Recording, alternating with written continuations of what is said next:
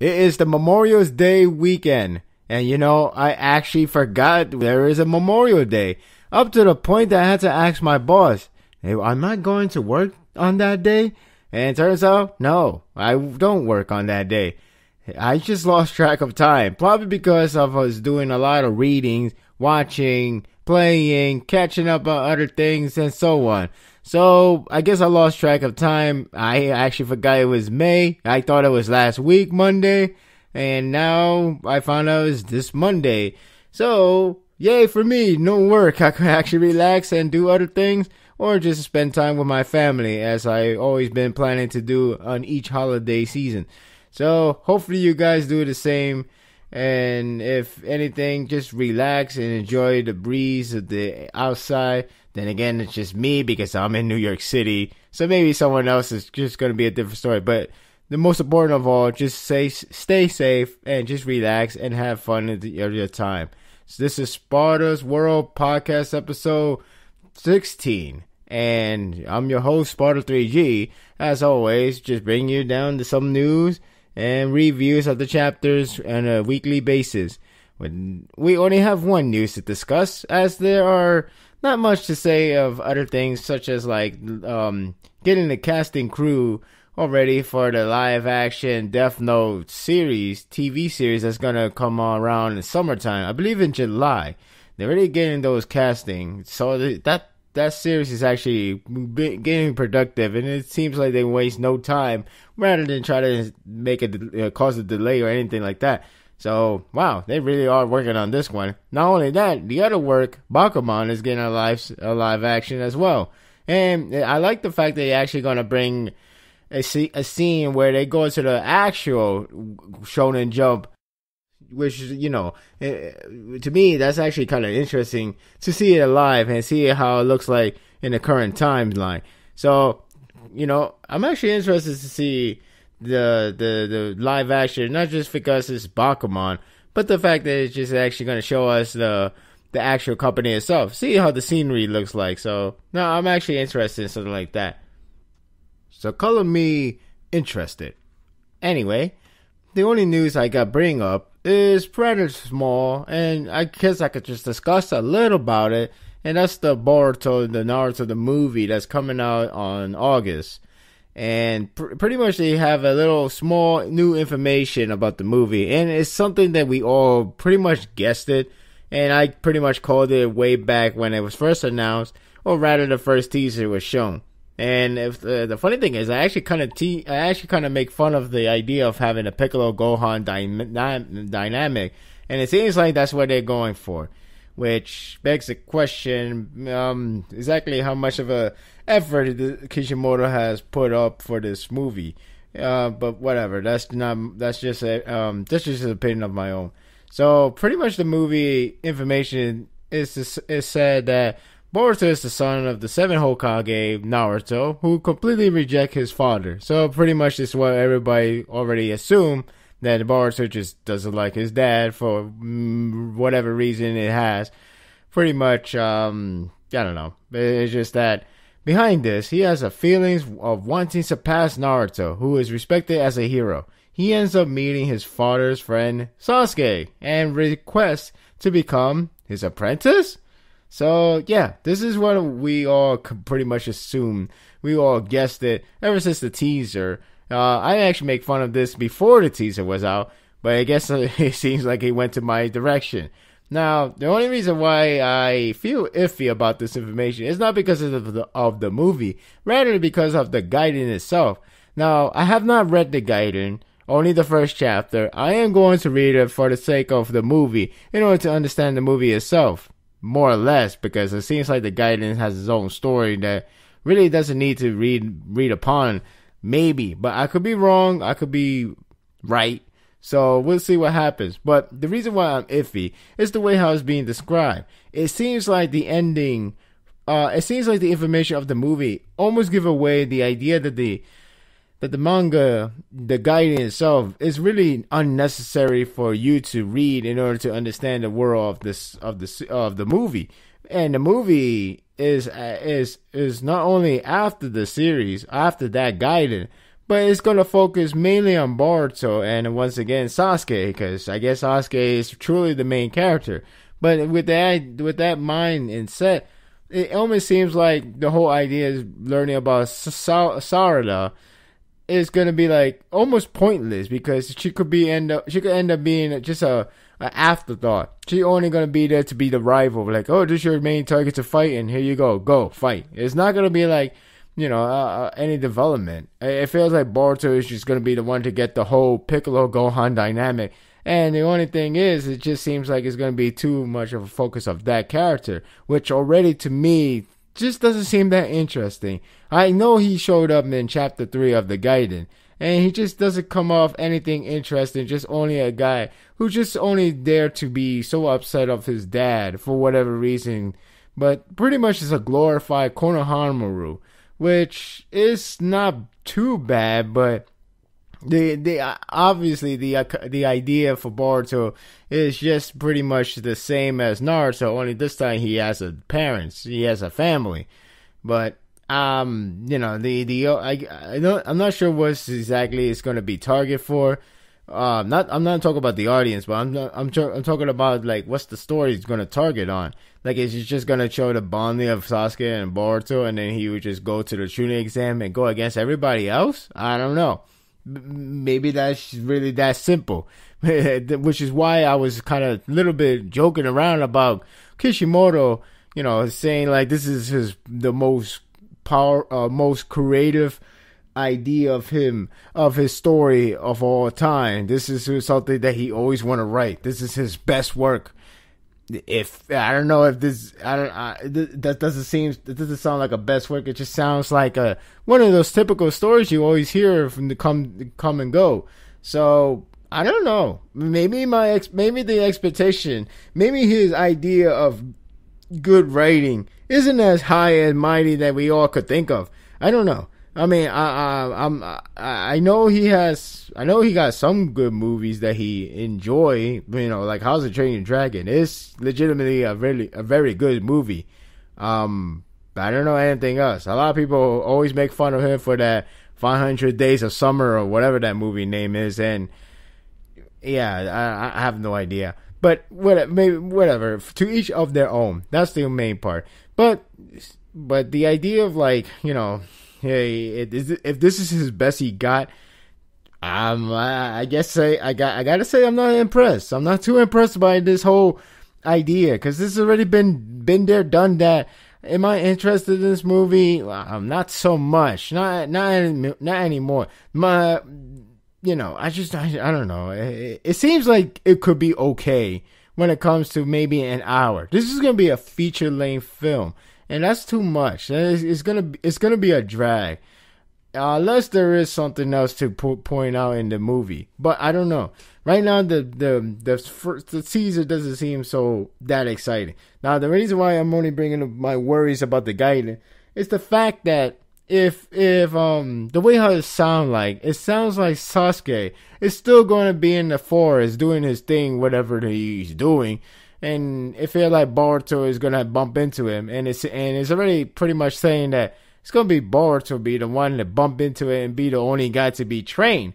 So it feels like this whole Gaiden thing is just there to be there, and I guess just to write one story or try to I don't know, just fan service of a character.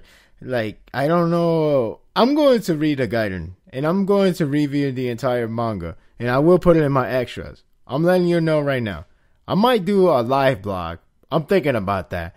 So, it just doesn't seem like it's not. It doesn't seem like Kishimoto is really focusing on a new generation. He has a new generation character, but he never really put them into the spotlight. To me, from the last chapter that I've guided, which is chapter 4. It almost seemed like the more praise it comes from Naruto, the character himself, more so than the other new characters. The other new characters doesn't really get that much of a fleshed out character themselves.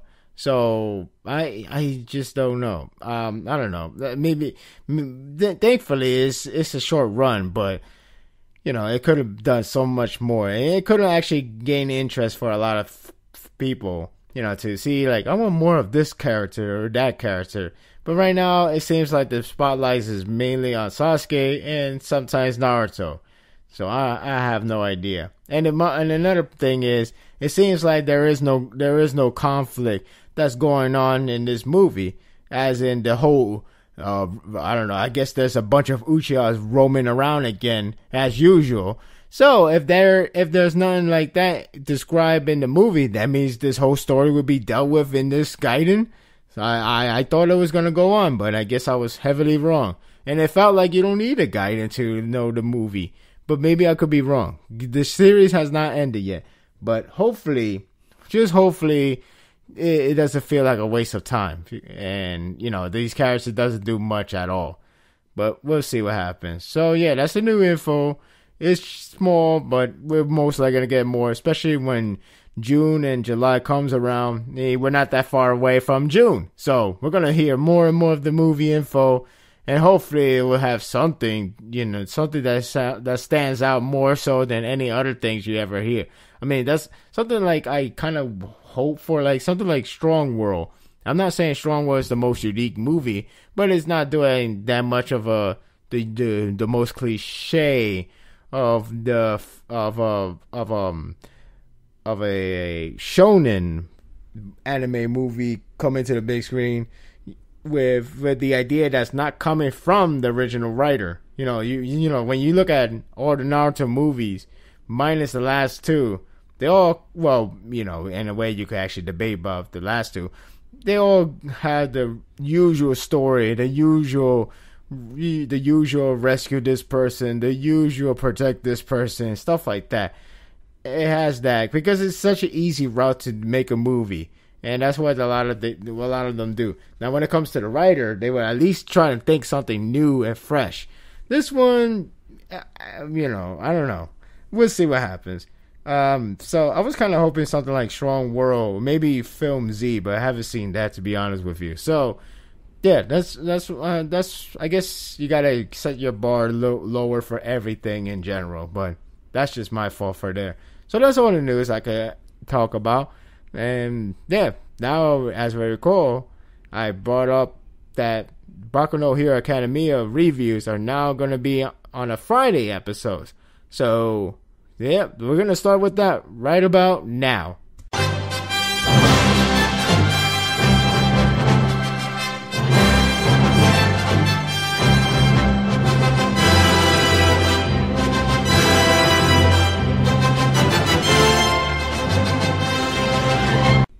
Alright, there is no anime for this, so I'm only using that for just for this one, alright? I'm not really using that.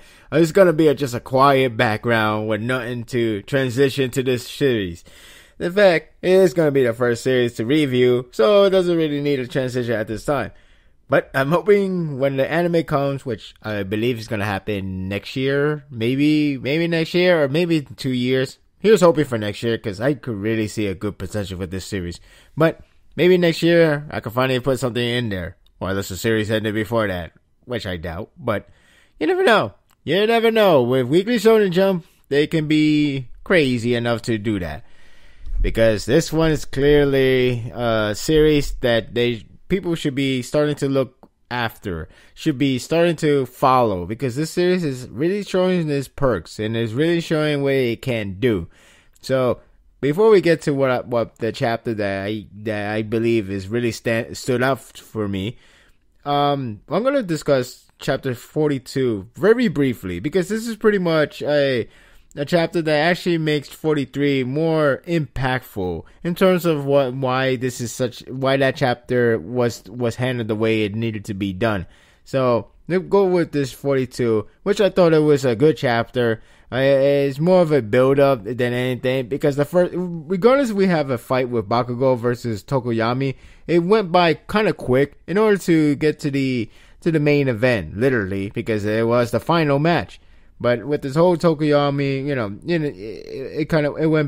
went by quick, and for something that went by quick, it looked decent. It looked pretty decent to see. It is funny to note. Well, it's not funny, but it's more of a interesting to note that Tokoyami power is like it's all dark. It's a shadow. So pretty much you get the idea that his weakness is with light. It's actually kind of funny to see that a hero character is actually has a weakness that sounds like a good thing, but in this case it's actually a bad thing. So yeah, it's actually light. And Bakugo was the worst opponent for him because all the explosions has lights consistent. So when the lights always happen, yeah, pretty much the shadow power just really won't work out really well against them. But it's just kind of funny how, you know, these shadowness is always like a bad thing, but now the weakness is a good thing. So yeah, it's reversed. But you know, it's not the first time you hear that, but it just sounds funny to me, at least to me. And he pretty much gave up because again, Bakugo was like the worst opponent to fight against, and that means you have Todoroki going against Bakugo in the finals, and pretty much that's where it all builds up this chapter. This chapter builds up between these two. Now, not really between those two, but more of their future development, which I don't understand for Bakugo at this time. I'm not sure what it's going to lead to, but the one is pretty clearly obvious who's getting the most development or more of a effectiveness of this tournament is Todoroki, because ever since he fought Deku, that's when he started to understand about, you know, not really focusing on what's in what that power came from, but more about learning about thinking about yourself as a person, as your own hero with the quirks that he attained, because is all his, regardless it came from the parents, especially one of them is from the father that he despised the most, is still his, and that's what he should have been dealing with all this time. But on the other hand, he is conflicted because he doesn't really know if this is a good thing or anything about that. It doesn't go against his wish. His own wish is never to use his father's flame because obviously, if you remember the flashback, it caused heavily damage. His father was a true asshole. His mom went to a really bad phase up to the point she hit him because he almost looked like his father with that eye, with that, you know, that face of his, and not to mention the flame power. So a lot of conflicts in his family in the past. Before we get to the next chapter, I will have to say about something that obviously the most interesting part of the chapter in a negative way. But first, it started off with actually a funny moment. Aiden has a cell phone that pretty much ring the entire body. So if it doesn't vibrate like whatever you put your phone at, it vibrates the entire body, which I kind of find that funny. Unfortunately, the funniness ends there, because that's where he finally get the news about his brother. I don't know if his brother is dead. I hope not, because that would be really, really sad to even hear that his brother got killed during the tournament time of his match. So that would be the worst case scenario. I can only hope he's heavily injured. It sounds bad, but better than death. So we'll see what happens. But pretty much it cut off there, and you get that one last panel of him being so heavily shocked. I don't know if he's killed. I hope not, but we left off thinking he might be dead after all. The other part I had to mention is the villain. Now I'm going to say, knowing Japanese class, I don't think his name is pronounced Stain. I think his name is pronounced Stein. It's Stein, yes, should be Stein. It does sound has more intimidation as a villain name, and pretty much Stein was meeting this black shadowy figure that pretty much contacted the other villain before. So now it seems like he's gonna ask a request, a favor, and at that point, before reading the next chapter, I thought because of that, I thought Stein is going to end up invading the tournament and pretty much interrupt the tournament the usual way that you get in a shonen series in most cases. Again, Bakugo wants Todoroki to go all out on him because he wants the best of the best, and he wants to have a huge bang of a fight. So pretty much these build up has them two things. Todoroki is going through conflicts about using his flame power, whether it's a good thing or a bad thing. And Bakugo wants Todoroki to go all out because he really wants a crushing victory. Not a crushing victory. He wants the victory to be a bang. He doesn't want to end with a whimper, or doesn't end with a easy way out. He wants a victory that says, I just took out the strongest man in the world. I just took out the strongest guy in the world. I'm not saying he is the strongest guy in the world, Todoroki, but it's the impression, it's the thought that really matters to him. But yeah, we'll get to the next chapter very soon. So pretty much that's their build up for these two. And of course they're fighting each other, and they're gonna make the best out of themselves. And that's where the chapter ends. It was a good chapter. It was a good build up. And then when 43 happens, I thought it was a solid chapter. I thought it did really good in many ways, that I actually find myself not complaining about the length of the fight. Now, I wish the fight did last a bit longer, but with knowing the scenario and knowing the story development that's going to happen for these characters, I could see why this fight ended up short, and it actually makes sense. And it also intrigues me to make me wonder what's exactly going to happen next for Bakugo, especially Bakugo. Now, I understand his character can be a bit annoying with all his curses and all his arrogance, rude behavior of trying to be the best of the best and just really, always mouth out to everyone else, calling names and stuff like that. I don't know what his development is going to be about, especially towards the end, in which I don't get it. I mean, I get it, but I get the idea what they're doing, but I don't know what outcome I should expect from him. Should I expect something good? Should I expect something more or less good thing, but some people will actually complain a lot? Or something that's actually going to be, maybe a change of direction for him? I don't know if that's really the case. I can only hope it's really good in itself. I hope it all makes sense, and I hope it just, come to understanding what is up with this character, because he's so arrogant, and, at times it could be a little annoying, but I'm going to give him time, because it's only early on. It's early on in the chapter. The series. Because the series is up to chapter 43. That's pretty small still, of course. Still young. Still has a lot of room to, make some improvement. A lot of series, they're always going to have needs of improvement. A lot of things to show off this perks, what it can do and what it can has. But like I said, this chapter, I thought it was solid. I really like this chapter because not only because of the battle did conclude, how surprising, because you thought Stein or anyone else is going to interrupt it.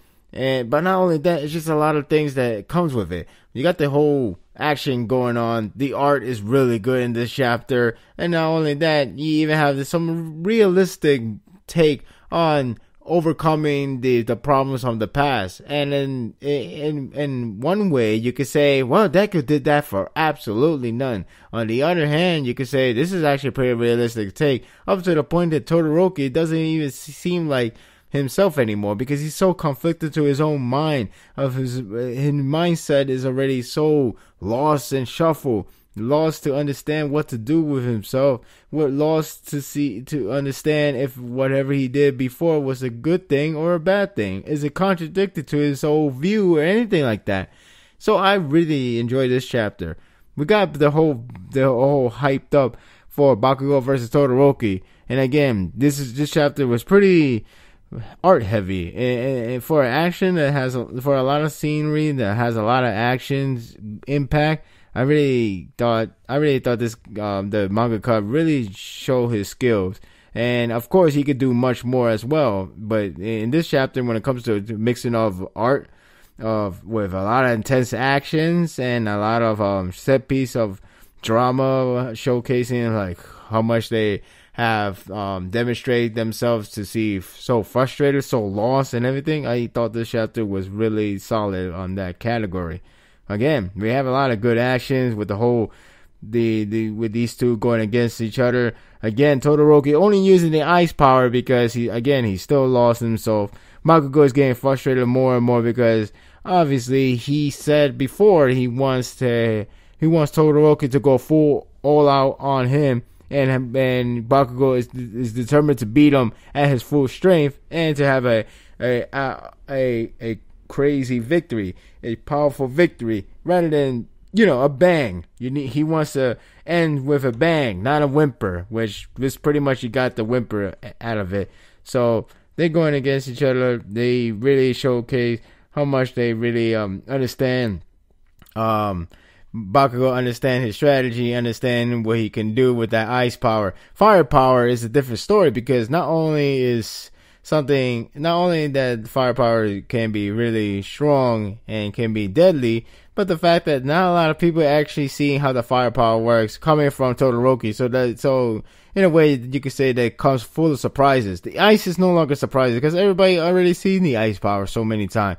So Bakugo already understand his method, how he can work with the process, how he can work with the ice, and not only that, these two quirks are already hitting their limits ever since the tournament has begun. So Todoroki knows a lot of ways to use his ice power, but is already running his time. Is already used up so much. You still see Endeavor just begging for, well, not begging, but it's more like, all right, time to use that firepower. You see a lot of, so many different times he could have done it, especially the part when he grabbed hold on Bakugo. He could have done it, a firepower right in his face, but nope, instead he just tossed him like, okay, what was that? So you can see him you can see his expression getting more and more frustrated and irritated that he feels like, is his power not enough for him to use the firepower? And he could already tell, Todoroki can already tell that Bakugo is already hitting the limit.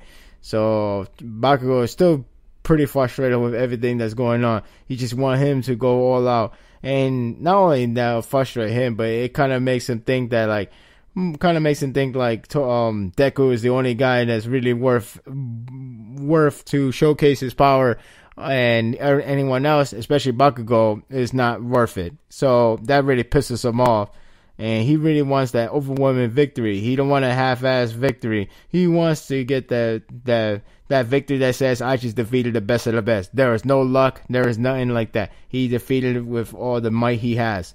So he gets so frustrated. And, Todoroki doesn't say out loud, but he pretty much saying that he really don't want to do this. He really didn't want to make him look like he stands out, like he's nothing to him. He really want to fight all out, but right now he's just confused. Ever since he fought Deku, he just doesn't understand himself.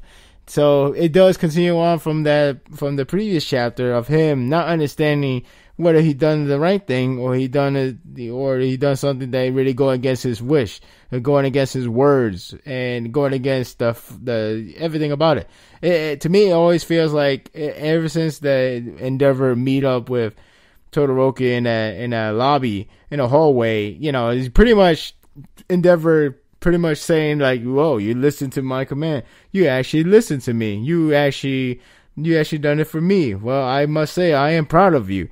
And to me, that's like saying like, well, you're actually going against your wish, because you're actually doing a good thing for Endeavor, who is a asshole to begin with.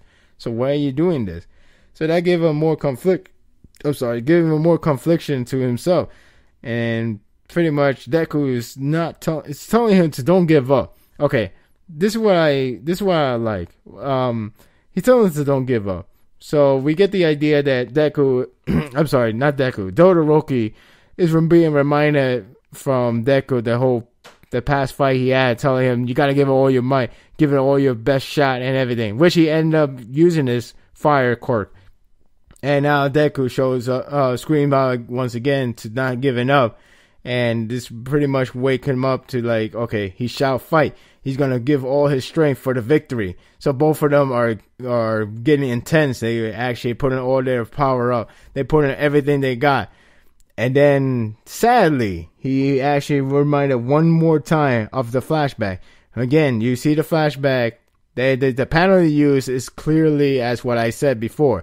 One is about the mother. Again, the mother is already dramatized. The idea that her son is really becoming more of his father, or having some of the father aspect, which actually fear her so badly to the point she hissed him in the past, and she hurt him.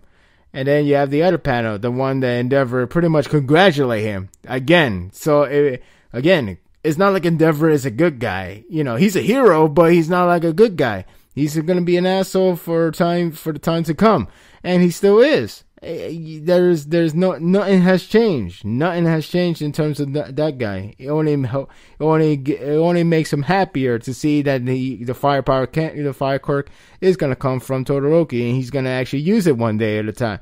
So what happens if he continues on? He's just gonna make him more proud. He's gonna be like, yes. That's not good. That is not good. So because of that mixed feeling from that past, it only results in him not actually give in. He actually lost the will to fight. He actually took the entire hit from Bakugo, and the result is he lost. He just lost. But Bakugo saw that raging fire, but it got extinguished. So he understand. So he understand that Todoroki pretty much gave up on the fight. He gave up the fight, and he got pissed off one last time because he didn't give him what he wants. He wants that overwhelming victory. He wants a bang victory. If instead, he just got a one-sided victory that pretty much say, you didn't really deserve to win that match. You just got lucky, Bakugo. You got lucky because this guy quit. That's not what he wants. It's not what he wants. I don't know where this development is going to, because what exactly he's going to gain from that, I don't know yet. Maybe not being such a arrogant, not to be a very selfish, to go for number one, go for the toppest tier of the way of winning, and best way to get what you want. Don't be selfish and let it flow normally, naturally. I don't know. I don't know where Bakugo goes. All I know is that he didn't get his wish, and then he passed out, but he still won the fight, and he beats Todoroki. He passed out, and he still won. But the problem is, the victory he has is not what he really wanted, because it felt like it was just one-sided, and most importantly, it felt like a whimper. It wimped out. So Todoroki, the reason why I brought this up about the Deku and Todoroki, the one thing I like is just that it doesn't really has that formula of when a protagonist says something, talks to you, talk no Jetsu. I'm going to use that for now. He talks to the person. He will change automatically. He will adapt to that automatically. Everything is all nice and dandy. In this series, it's not like that. Instead, he only put Todoroki in a confused state up to the point that he still have not found the answer. But he has to find the answer soon enough, because he's just always going to be behind ever since, ice power is great, but if ice power wears out, what next? What are you going to do? Just take the hit and lose? Or in the worst case scenario, when you're going against a villain, you're just going to go there and take and get killed? So this is something he has to find out. This is something he has to answer himself soon. But the reason why I like this so much is because, again, it's not that the protagonist changed him automatically. It motivate him, but at the same time, it put him in confusion, and it didn't change him completely. It didn't erase the past. When you look back in the past is pretty screwed up. It's pretty upsetting to see how much damage it caused them in his childhood. Living with a guy who just gave birth, not him giving birth, but he only wanted the child, he wanted Todoroki just for the sake of outbeating All Might. That's it. And then the whole process of his mother doing the best they can to stay by his side, up to the point that he's starting to look like his dad, to getting the power of his dad. And then she just gets traumatized. You could tell that panel, that dramatized face, that the eyes only, which pretty much says it all. So that's something that you cannot erase easily. So he didn't beat the past. And that's one thing that he has to fight. And that's something you can never erase. You can't ignore it either. So pretty much he's still in a conflict state. I'm hoping whenever he gets to the conclusion will be a satisfying note. But in the meantime, he lost the battle. Bakugo didn't get his wish in terms of getting a huge victory. Todoroki gave up the battle, lost the will, and I guess you could argue that Deku did all this for no reason. I wouldn't go that far. I mean, if they bring it up in the chapter, then that's good for the sake of drama. But if they don't, then whatever's. But it will be good for the drama's sake, because it does create more diversity in terms of the character, what they have to go through. Deku already went through that character phase. Maybe you could go through more by saying like he did all that for nothing. But we'll see what happens. Again, solid chapter. I really like this. The art was really good. It seems very clear, clean, and it just seems so larger than life. These characters has been portraying as of late. These shadowings, the highlights, the whole use of like one page that feels like it could be done with 2 page, but he managed to squeeze in the 1 page. And there's a lot of good double page as well. It just seems so really well drawn, and I really, really like the art style now. Lately, I mean, I liked it from the beginning, but now I just really, really enjoy this series so much. I don't know what's gonna go from there, but other than that, I really can't wait for the next chapter to see what's next. I want to see the exact development for these characters. I'm still wanting to see what happens with Aiden. Aiden didn't appear this chapter at all, but I fear for him to showcase the worst case scenario, especially announcing if his brother really did die or maybe he's heavily injured. But either way, it's still bad news. So I can't wait for the next chapter. The tournament is ended. What's next? I don't know, but I'm hype.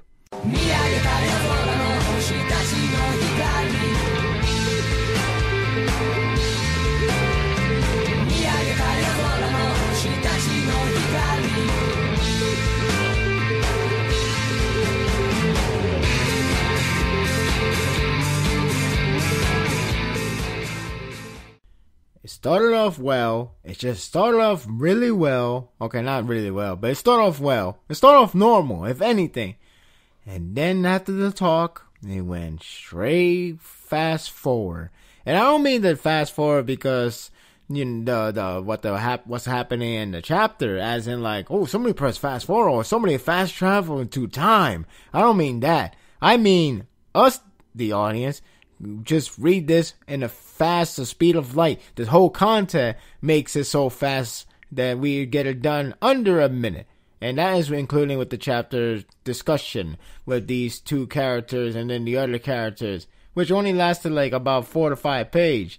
And then after that, it went fast. It just passed through you and you didn't even know that you're ended the chapter within a minute. Oh boy, why Bleach? Just, can we like speed up the process? Can we give, okay, let's discuss this chapter. We're in 627.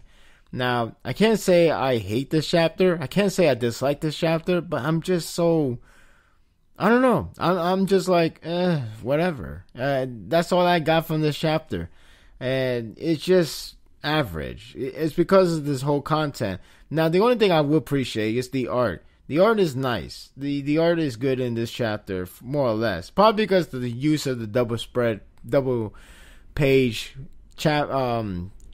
pages used, like such as showing the structure of the city, which is kind of funny because there's not that much to be covering in that background. And in the first double page, where it's just have like 1 or 2 towers just flying up and everything else is just a white background. I don't want to discriminate the mangaka Kubo, in terms of the art, but it is kind of funny to see the scenery not being so well presented. It's just it's lackluster, I guess you could say. I know everybody has their own skills and everything like that. It just still doesn't mean that you couldn't do much better in that department.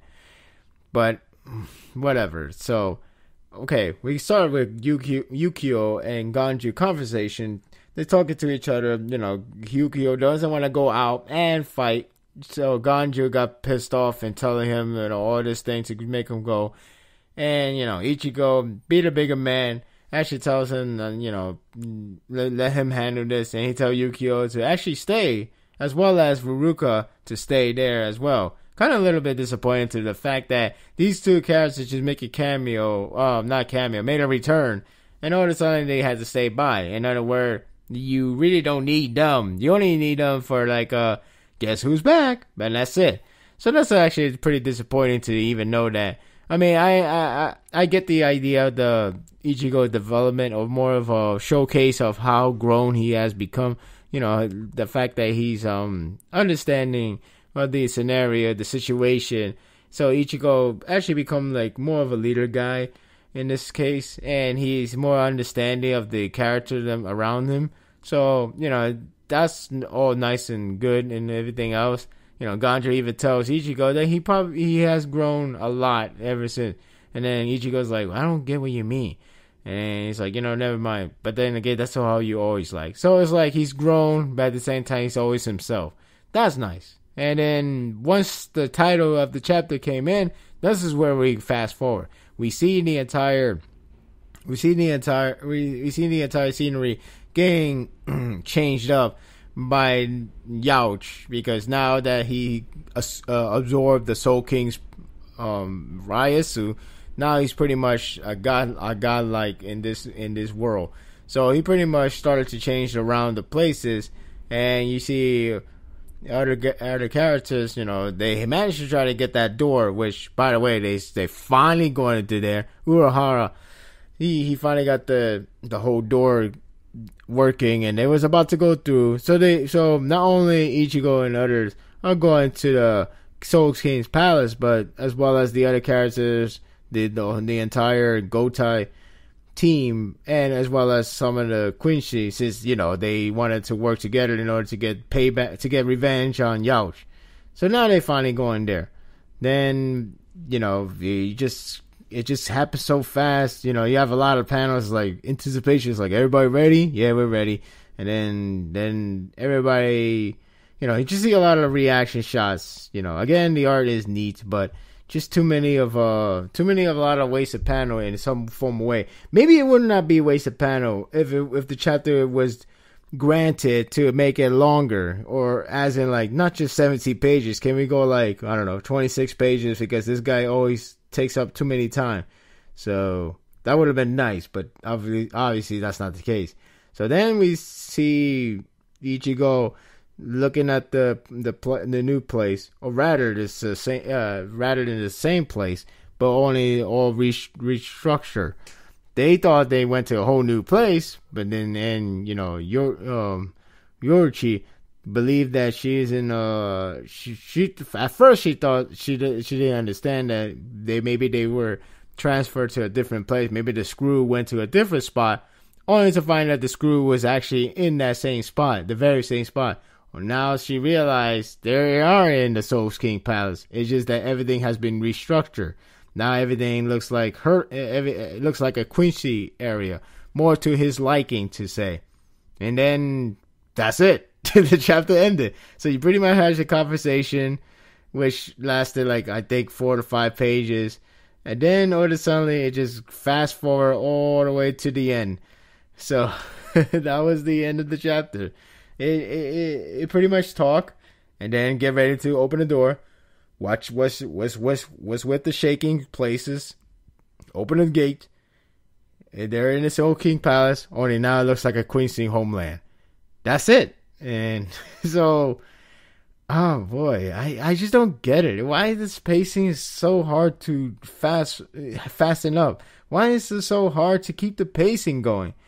It feels like this series should have been a monthly series in order to resist the waiting, resist the complaints of the fans be having. And the worst thing is, it's not just because of a 1 week chapter. Even when you combine a volume, you have a volume that just pretty much could sum it up in 5 chapters or less. While this one would take 10 chapters to describe everything else. So, I guess in sometimes in the hindsight, in the long run with the volume edition, it will come off not as bad. But sometimes there's a pacing issues can be carry on to the volume because you literally made it that way. Like you could have one volume. This volume is all about these guys recruiting and going to the Soul King Palace, and now they made it there. Next volume. So that could have been dealt with like under 5 chapters. But that's how he works in, I just don't know why it's like that. Yeah, I guess that's why the anime eat up the chapters very quick, especially when you follow the manga formula. So, I can't hate this chapter. I don't hate it. I don't dislike it, but I don't like it either. It's just, it is what it is. It's usual Bleach stuff. It's so fast to read nowadays, and it's just, oh boy, I'm not quitting. Of course I'm not quitting, but he just needs to fix those things. That's all I'm asking. I think it's best for all of us to make a petition and just tell Kubo to give him a double chapter per week. Something like what Fairy Tail just done earlier. So maybe we should do that for Kubo, because that way we could actually get a chapter length for once.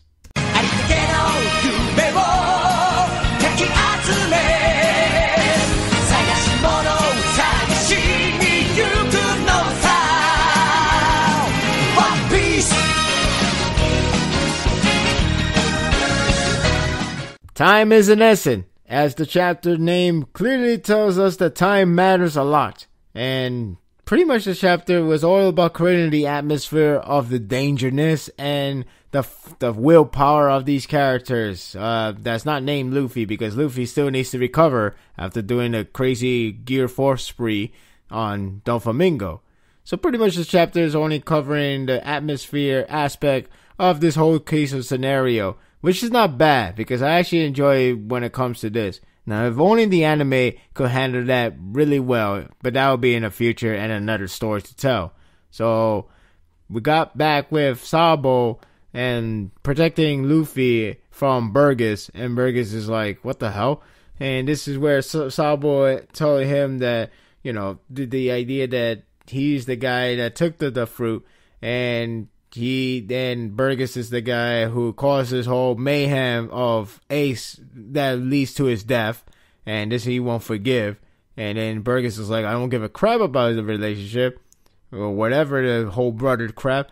And then pretty much Sabo and Luffy have a discussion, which is actually pretty nice to see after such a long time. Because, we didn't get that much, but we get the idea they're already brothers since the flashback, and it's nice to see them interacting again. Don't know how what's gonna be like at the very end of this arc. I'm not sure how they're gonna send off each other. I'm not sure where they're even gonna stand each other. So, other than that, I did like seeing more of the interaction between those two. So that was neat to see. And then we have Sabo just fighting Burgers with Ace, former the late Ace Devil Fruit, now becomes his. Now it's all fiery, and it should be interesting to see what can he develop with that kind of power. He's already strong as a normal person, but now he has the Devil Fruit in him.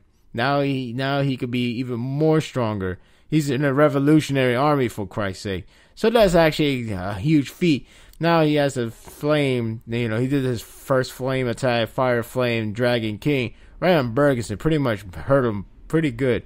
So, this is something to see more. Hopefully it's not too much of a 2.0 Ace. I understand him having the Devil Fruit of Ace makes him a 2.0, probably doing the same, similar attacks and everything's like that. Sorry about that.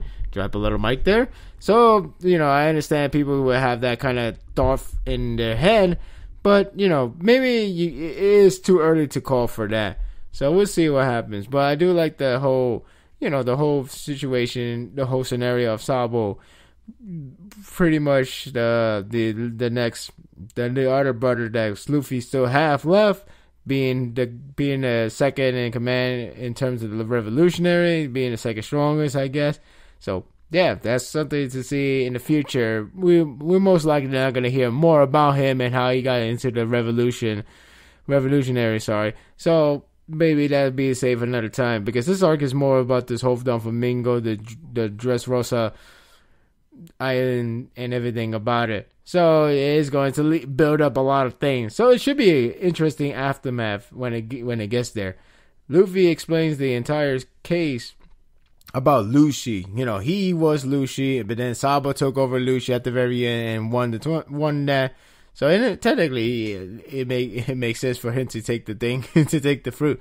So, but I did find it funny. I did find it funny the way how Luffy, who is normally, you know, who is hurt right now and can't really fight anything. You know, he talks so normal that he managed to get the name wrong, and it's like, you know, it's not like he wanted to do it as a joke or not have a reaction, but it just does it so genuinely. So it come out funny in a way. Saying like, don't worry, Cats will get my will get my back, and he's like, it's Gats. So, and then Sabo is like, all right, you gotta take care of Luffy, Bets. I'll take care of him. Like, wait, he's like, no, it's Gats. So, you know, it's not in your face joke. It's not really trying hard to be funny. It's just so genuinely there. It actually made me laugh for a moment. So I give it credit to One Piece, because One Piece does have a good sense of humor, which I always enjoy, and it doesn't really come off out of nowhere or too strange or too wrong timing. It just come out genuinely, and like this case, it actually made me chuckle or so. Doflamingo taking out the Gladiator easily. What a shock, because, you know, the boss tier has to take out a lot of fighters, a lot of henchmen, but that's not really the showcase of Doflamingo. Doflamingo, at this case, he's incredibly pissed wanted to really only focus on Luffy, because the fact that he humiliated him in front of everyone else. Not only that, but he also ruined his pride. So you can't really blame him, and pretty much he wants him, Luffy, and then towards the end, well, we get to that soon. Straw Hat Crew is trying to stop the birdcage. Well, Zoro's trying to stop the birdcage, or more like at least slow it down, because again, this chapter, it clearly tells you time is the essence. Now, I did like the fact that it occurs to me that, you know, I mean, for some reason it never come to my mind, but until now. But I did like the fact that, like, because of the place is getting so small, and because the birdcage is making us tighter, I like that everybody who's not a fighter, like the civilians, they had to force themselves to get to the battlefield, which is crazy, because, you know, I know a lot of people hasn't really fought. But the fact that Doflamingo is still alive and he could just take down everybody in his path, that's going to force them to actually meet upon him and then just get hurt. Or the fact they would just get hurt from the environment. Like, say, like, you know, they're just trying to hide, and all of a sudden Doflamingo's taking out like 20 gladiators and everybody's flying to the location. You know, stuff like that. I never thought of that. Like I said, this chapter is about creating the atmosphere, the mood set for this, that I hope the anime could do well, but who knows? I haven't seen the anime in a while. I don't know if the animation, their production has been good or anything about it. So I don't know yet. But this is something that I wish the anime can do it justice, because look at Attack on Titan. Now, I know it's overrated for a lot of you guys, but it's because of the animation, the production they put behind this. It seems like they made this series into a larger than anything else in the world and stuff like that. It's not, but it makes it seem like it is. So One Piece has that formula. It all depends on the production. It all depends on the animators. You know, it all depends on them. So this whole chapter is creating the mood, creating the atmosphere. Got everybody not giving up, trying to do whatever it seems like impossible, but why not? You just rather die, or you want to go for it. That's what Zoro's pretty much telling the other guys to do for. Then you have like Frankie, who's telling the little guys to pretty much push that one castle that's actually made out of different special stone that cannot be destroyed. It's indestructible. So they actually find a lot of different ways to slow it down. And, you know, not only you got that, but you also got the whole gladiators from the Colosseum, including Bartolomeo, he's back up, all healed up and everything, and he's pretty much fighting back along with the other guys. And pretty much they really explained that why all of them are all healed up quickly is because obviously that little princess, if you recall her power, her tears, or just in general anything about her, she can heal everybody easily. She's like like a white mage, as you could say. She can easily heal everybody. So everybody's all healed up in that area, and they all fighting back. They all gonna do as much as they can to stop the Flamingo and his crazy, this whole birdcage trying to kill everybody. So nobody's standing back down. Everybody's doing their fight. It seems like you just need a great soundtrack and a great animation and great production to make this scene seem so heavily determination. It's a good atmosphere that it's creating.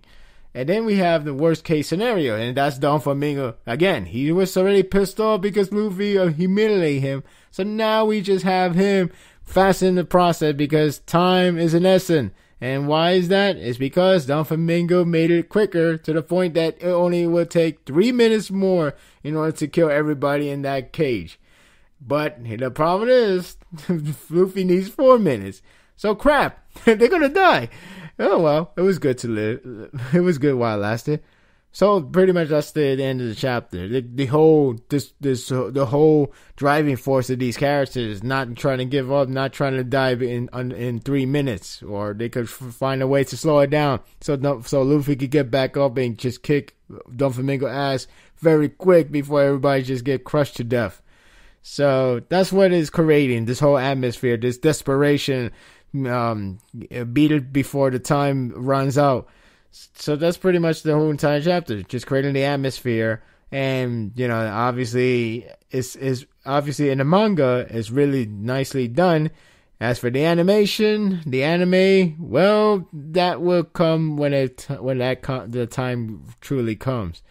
So in the meantime, I enjoyed this chapter. I know not that much stuff happened in terms of with the whole Luffy guys, the Luffy and the Straw Hats and anything else like that. Not that much of a development, but I like the atmosphere it's creating, and it's making this a very epic proportion. That when it comes to the conclusion, it could be a really, really, really standout conclusion, unless it's just anticlimactic, ended in the fastest way, going against Doflamingo. But that'd be another story. But we'll see what will come down to in the end. So it's a good chapter. I enjoyed it. It was a good creating move set. So here's hoping whatever the next comes, it will be pretty dynamic. Really dynamic. I'm really worried about the anime. I don't know why. I need to watch the anime. I'll watch this very soon. And that's it for today's episode. Hope you guys enjoyed the Memorial Day weekend with your family, friends, or just relax. As long as you have a good time. And if you don't have a day off on that day for whatever reason, just enjoy the day. So, in my Tumblr page, I'm going to be writing more impressions and actually start writing reviews of certain animes I have already watched that I'm going to start writing down. Maybe it'll be posted next week or probably the week after. I don't know if the Tumblr page would be the good idea for that, but I'm going to find a way and I'm going to determine which place is the best place to leave it there.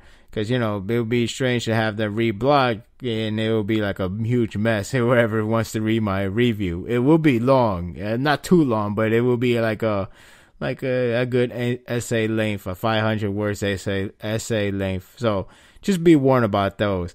Not only that, I'm gonna write down my first impressions. Yes, and my first one will be on Sokugeki no Soma. Hopefully I said that right. But I have been reading it for a while, and I'm really enjoying it, to be honest with you. And actually exceed my expectation, or rather, prove me wrong in certain aspect that what I was thinking this manga would bring. Now the anime actually meets my expectation in terms of what I expected from the past. But then again, that's anime. You know what anime does? Add those fan service up, spice it up, those fan service. But in the manga, it's a little bit different story. Now they still have those, but it's not really in your face, or it's not really too much of spread around. It's actually balanced. It's something that finally got what I wanted. It actually exceed my expectation, because I guess I have a little bit. I had a low. Because I thought it was just a fan service galore. It's actually more than that, and I will get to that in my first impression. So, it will be posted up next week, or maybe even this weekend. But then again, I want to spend time with the family and friends with the Memorial Day weekend. But yes, it will be posted up very soon. Also, we'll post up my review on a certain animes starting next week. Just need to find if Tumblr is the best place to do that, or maybe somewhere else. But I'll let you guys know very soon. Other than that, stay safe. If you haven't followed me into Tumblr, the Tumblr page will be left in this episode. You will see the link, and you can click it, and you can follow me. If you don't have a Tumblr, well, try to find a way to follow me. I can't really say. Maybe you can bookmark me. I don't know. But do follow me still. If you have not subscribed to this channel, please do so. And spread the words if you haven't. It would be nice to actually let everyone know about me, since, it would be nice to always share thoughts and opinions in the comments sections and everything else. It would be nice to have more different diversity of discussion and more diversity of opinion, takes on the chapters and whatnot. So that's all I could say. Hopefully you stay safe, and hopefully you have a good time with the Memorial Day weekend. So I'll be back for next week for more Sparda's World podcast. Take care, everyone, and enjoy.